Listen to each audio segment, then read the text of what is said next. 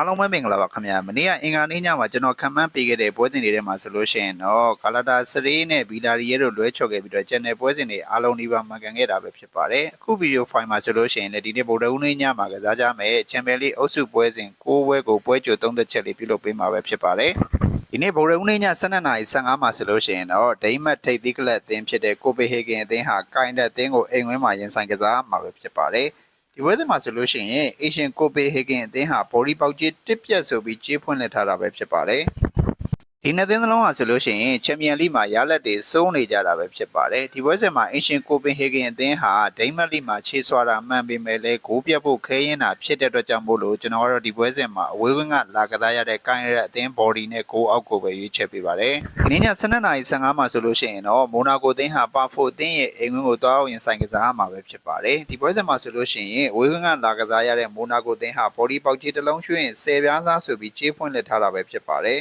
ခန်းစီကစားပုံကောင်းမွန်လာတဲ့ပါဖိုအသင်းတို့အိမ်ဝင်းမှာမိုနာကိုအသင်းကိုဂိုးပြတ်မရှုံးနိုင်တာဖြစ်တဲ့အတွက်ကြောင့်မို့လို့ဒီပွဲစဉ်မှာပါဖိုအသင်းဘော်ဒီနဲ့ဂိုးအောက်ကိုပဲရွေးချယ်ပေးပါတယ်ဒီနေ့ည2နာရီခွဲမှာဆိုလို့ရှိရင်တော့ Sporting Lisbon အသင်းဟာအိမ်ဝင်းမှာ Club Brugge အသင်းကိုရင်ဆိုင်ကစားမှာပဲဖြစ်ပါတယ်ဒီပွဲစဉ်မှာ Ancient Sporting အသင်းဟာ Club Brugge အသင်းကိုဘော်ဒီပေါက်ကြီးတစ်လုံးရွှင်30စားဆိုကြေးဖွင့်ထားပြီးတော့ဘိုးပေါင်းစီက3လုံးတည်ဆိုပြီးကြေးဖွင့်ထားတာပဲဖြစ်ပါတယ်ကစားပုံကောင်းမွန်တဲ့ Club Brugge အသင်းတို့ Sporting အသင်းရဲ့အိမ်ဝင်းမှာလည်းတေးကျသွားနိုင်တာဖြစ်တဲ့အတွက်ကြောင့်မို့လို့ဒီပွဲစဉ်မှာကျွန်တော်ကတော့ Blue Jet အသင်း body နဲ့ဂိုးအောက်ကိုပဲရွေးချယ်ပေးပါတယ်။ဘော်ရုံးနေ့ည2နာရီခွဲမှာဆိုလို့ရှိရင်တော့ဂျာမန်ကလပ်အသင်းဖြစ်တဲ့ Frankfurt အသင်းဟာအိမ်ဝင်းမှာ Atalanta အသင်းကိုရင်ဆိုင်ရမှာပဲဖြစ်ပါတယ်။ဒီပွဲစဉ်မှာဆိုလို့ရှိရင်ဘော်ဒီပေါက်ကြီးနေထားရအဝေးကွန်းကလာကစားရတဲ့ Atalanta အသင်းဟာ Frankfurt အသင်းကို level 10ပြားရှုံးဆိုပြန်လဲကြေးဖွင့်လှစ်ထားတာပဲဖြစ်ပါတယ်။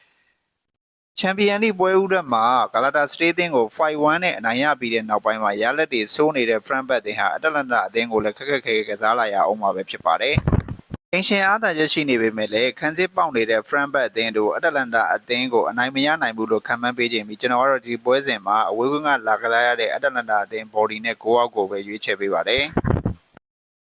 ဒီနေ့ည2နာရီခွဲမှာဆိုလို့ရှိရင်တော့ ATGO အသင်းဟာအိမ်ဝင်းမှာအင်တာမီလန်အသင်းကိုရင်ဆိုင်ရမှာဖြစ်ပြီးတော့ body ပေါက်ကြီး level 40ရှုံးဆိုကြေးဖွင့်ထားတာပဲဖြစ်ပါတယ်။ဂိုးပေါင်းစစ်ကတော့3လုံးရှုံးရင်80စားရမယ်ဆိုပြီးကြေးဖွင့်ထားတာပဲဖြစ်ပါတယ်။ဒီနှစ်သင်းလုံးဟာဆိုလို့ရှိရင်ခက်စစ်ပိုင်းကစားပုံကိုအာတန်တာဖြစ်တဲ့အတွက်ကြောင့်မို့လို့3ဂိုးထွက်ပေါ်ဖို့လို့ခင်းမယ်လို့ခံမှန်းပေးခြင်းပြီးကျွန်တော်ကတော့ဒီပွဲစဉ်မှာအင်တာမီလန်အသင်း body နဲ့ဂိုးအောက်ကိုပဲရွေးချယ်ပေးပါတယ်။